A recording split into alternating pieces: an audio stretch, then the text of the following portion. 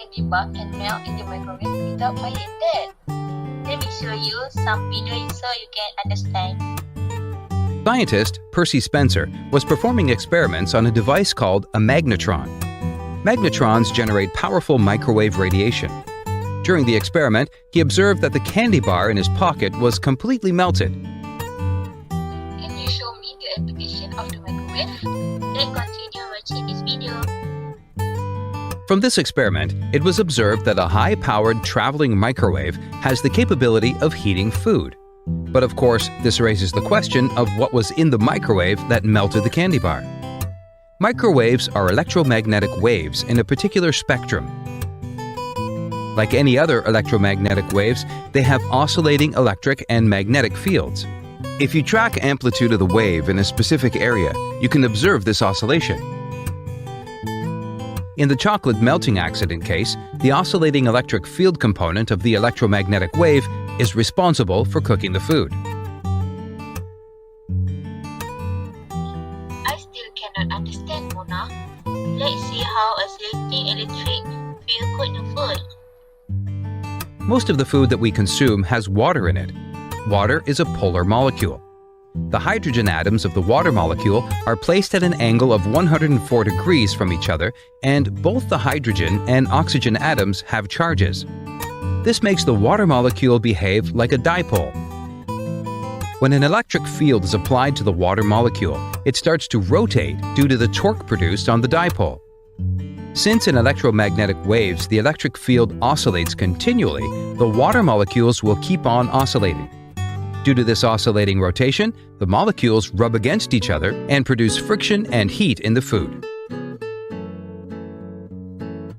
Now, let's look at how to convert this heat generation concept into a workable product. To use the electromagnetic wave's energy efficiently, it must be reused several times. An efficient way of achieving this is to reflect it and keep it confined in a particular area. The best way of making this reflector is with the help of metal. The metallic surface causes the microwave to reflect from its surface, and if you keep one more reflector at the source side, the reflection will keep on continuing. This way, we will be able to trap the energy of electromagnetic radiation within a volume. However, the most efficient way of trapping electromagnetic wave energy is by use of a technique called resonance cavity. This method also increases the intensity of electromagnetic waves. Let's understand the concept of resonance cavity using a simplified approach of standing waves. A standing wave is a stationary wave that fluctuates in time but does not propagate in space. Just by observing these two wave animations, you can understand how a standing wave is different from a normal traveling wave. It is formed when two waves having the same amplitude and the same frequency, moving in opposite directions, are superimposed on each other. Please have a look at these two electromagnetic waves, which are traveling in the opposite direction. Let's pause the animation here. You can see that the waves have 180 phase differences here. When you add both the electromagnetic waves, they will perfectly cancel. Now let's pause at this instant. The resultant is a bigger sinusoidal curve. Let's pause at one more instance. Here you are getting an even bigger sinusoidal wave as the output. By comparing the results of these three instances, it is clear that the resultant electromagnetic wave just oscillates in its position without traveling. Let's examine how to produce two oppositely traveling waves practically. We will get a clear solution for this if we understand how electromagnetic waves get reflected on a metal surface. We know that when a wave meets a reflector, it returns to its source. Can you spot any connection between this reflected and incident wave? The reflected wave is, in fact, the wave that would have traveled forward if there were no reflector. First, of course, you have to fold this imaginary part 180 degrees, as shown. Now, let's add one more reflector, this time at the side of the source. This will reflect the same way again and produce a third wave, and this process will repeat. However, if you keep the second reflector at the intersection point of the first and second waves, the third wave produced after the reflection will be the same as the first wave. This is a clever arrangement. When you arrange the second reflector this way, we will see only two waves traveling in opposite directions, instead of many reflected waves and chaos. If you find out the resultant of them, it will be a standing wave. This is a well-known fact. The standing waves get produced when the distance between the source and reflector is an integer multiple of half wavelength. Thus, the dimensions of the closed structure are determined by the wavelength of these waves. Now, a fun fact. Just measure the cavity length of the microwave oven in your kitchen. It will be an integer multiple of this wavelength. It is clear from this visual that some points of the standing wave are at high energy intensity, and some other points are at zero intensity. Due to this, there would be many spots in a microwave, some cold and others hot. Can you show me how to overcome the problem of the microwave? Let's continue watching this video. Nowadays, a microwave consists of a rotating plate, which helps the food cook evenly. The component responsible for producing microwaves is known as a magnetron. A magnetron emits microwaves in all directions.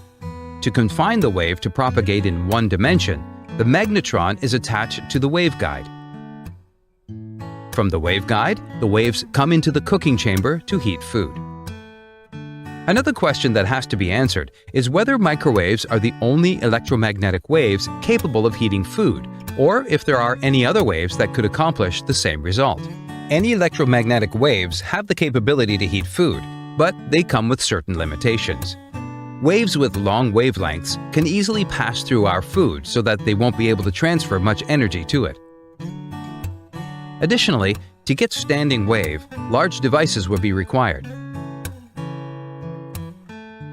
Shorter wavelength waves are absorbed more rapidly on the outer surface of the food, so they do not penetrate far enough down to cook it evenly. If we want to cook deeply, we have to switch to a very high power source that would be unfeasible. In the microwave range, the suitable frequency for all practical purposes and which did not require a license was 2.45 GHz. There are three major components of microwave oven. First, magnesium waveguide. Microwave stirrer. One magnetron is the core of microwave. This component is responsible for converting electrical energy into microwave radiations. To our guide is component designed to direct microwave. Microwave waveguide is made from conductor and material. Three microwave stirrer. This propeller shaped component functions to spread microwave in the microwave. How it works? When cooking microwave, magnetron current to produce microwave. Then the microwave will be directed by the antenna at the top of the magnetron into the waveguide and transmit microwave